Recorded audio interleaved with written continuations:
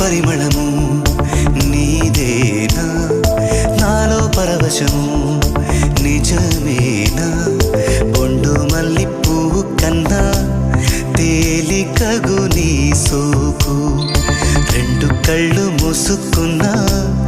లాగు మరి నీ వైపు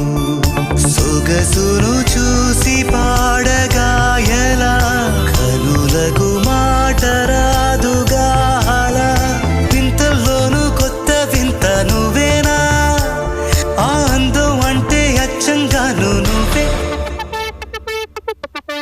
ఏ చిలిపి కళ్ళు